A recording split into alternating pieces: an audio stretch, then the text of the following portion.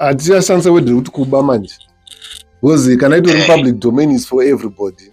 So it's not beatable, but it's usable without seeking permission. Ask Mono is an educational program where Mono Mukundu answers questions about music and the music industry in general.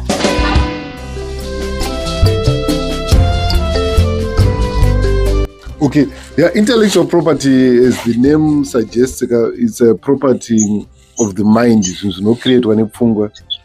And kurikwedu music tikusanganisira my lyrics, my melodies, and anything to do with my original creations in music. The music industry in Zimbabwe yakatanga in the 30s. The first band was created in 1933. Rainzi the Bantu Actors rakakreatwa nainzi Kenneth Mataka. Saka my early years, I think from the 30s up to the 80s, intellectual property yangasinganyo questions kusere. Because we've got a lot of my songs akarekodwa muZimbabwe. Tingati in technical terms my interpolations yekuti munhu unotora song yemunhu wotora the melody, the chord progression and everything ungoisa ako mashoko, but everything zvisiri zvako wazitora from somebody.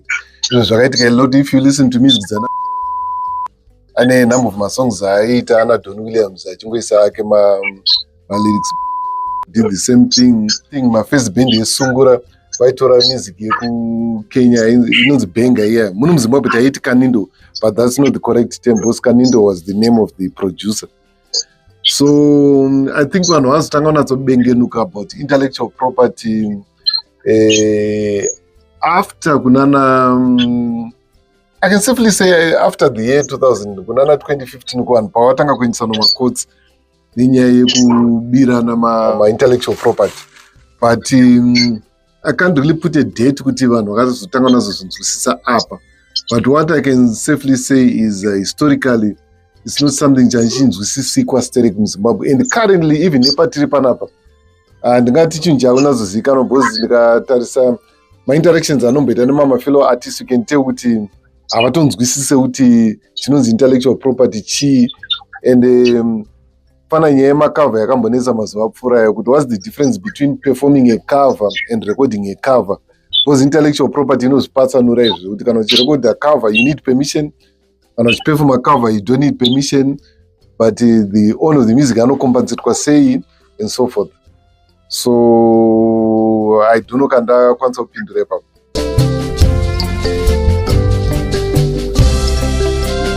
Pane music inonzi iri mu-public domain. Saka muregion yatiri isusu seZimbabwe, music inopinda mu-public domain 50 years after the death of the composer or the last composer kana vanga vari more than one. Saka tichitarisa patraditional music dzakaita vana Nhema Musasa, vana Chemutengure, vana Mahororo, imusic itori mu-public domain kudhara, so anybody is allowed to use it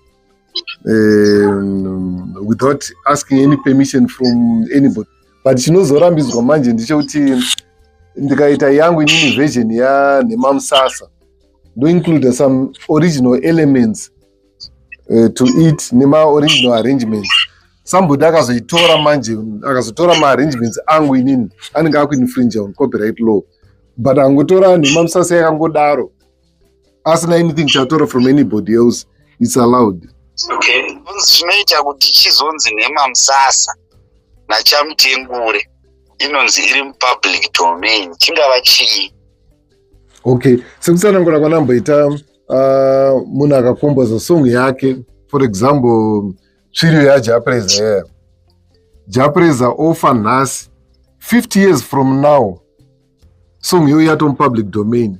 It's 50 years after the death of the composer. So anybody is free to use it without permission. Saka song iyoyo it qualifies kupinda mu-public domain. Saka tikatarisa music yakaita sana Nhema Musasa yatiri kutaura inana Chemutengure, ma-composers acho haatozivikanwa and obviously by now vakatofa kare. So that alone qualifies it kuti ipinde mu-public domain. Okay, I think that will lead me to the second question, which of course is the most important question here. The question that I'll answer kuti inobikika here music iyo yatinoti iri mupublic domain? Hatichashandisa word rekuti kuba manje, because kana itori public domain is for everybody, so it's not beatable but it's usable without seeking permission. Because iri public domain gara chinhu chemunhu wese, zvangofanana nemahymns ekuchechi aya. Even nyange uchiziva kuti hymn yakanyorwa naJohn Wesley, but the fact yekuti John Wesley ane more than 50 years afa, anybody can use it, and hakuchanzi kuba manje. Pangatozopinda word roti plagiarism ndepekuti ukazonyeba kuti ndini ndanyora, ipapapo ndo pangatopinde maybe ka element ke plagiarism, but as long as you acknowledge kuti it's a song iri public domain, hausiri wakanyora, hapana any infringement iripo. Tikadata one of the most covered public domain song pama-traditional songs Nema Msasa. Nema Msasa ine ma-versions akawanda. Thomas Mapfumo anake ma-versions, and Choniso Maraira anake ma-versions.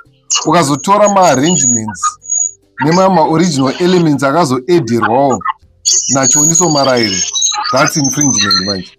Ukazotora ma-arrangements nemamwe ma-original elements akawedzerwa naThomas Mapfumo, that's infringement.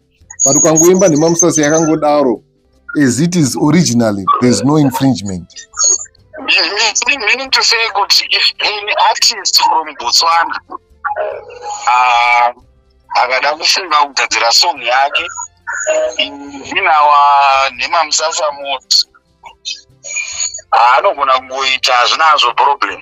Hazvina problem. Tikada kutora muenzaniso, tine mahymns atiri kuita munomu. Mamwe acho akanyorwa nana John Wesley, haasi wemuZimbabwe, but tiri kutoaita pasina dambudziko because ari mupublic domain. So the acknowledging or not acknowledging, there's nothing wrong. You can still benefit out of that art. Yeah, my ethics arts industry, it's important to acknowledge ukuthi this song is in the public domain. Angoma ethics manje, but hapana mhosva inenge yaparwa legally. But angoma ethics art manje kuti unofanira kungo acknowledge ukuthi this element yandatora iyi haisi yangu ndeyemu public domain. Kana komboza wacho achizikanwa sezvakaita mahymns aya, wotonyora kuti yakanyorwa nanhingi nanhingi nanhingi. Then how do artists and producers, for instance, in Zimbabwe, how do they protect their musical expressions from being commercialized or distorted by others? Because we commercialize, but you find someone actually interesting to commercialize or distort. But she's not on public space. But the creation young with indigenous. Let me give you an example. Of there was this recording. You know these recordings that actually happen in public spaces where we gather and we end up.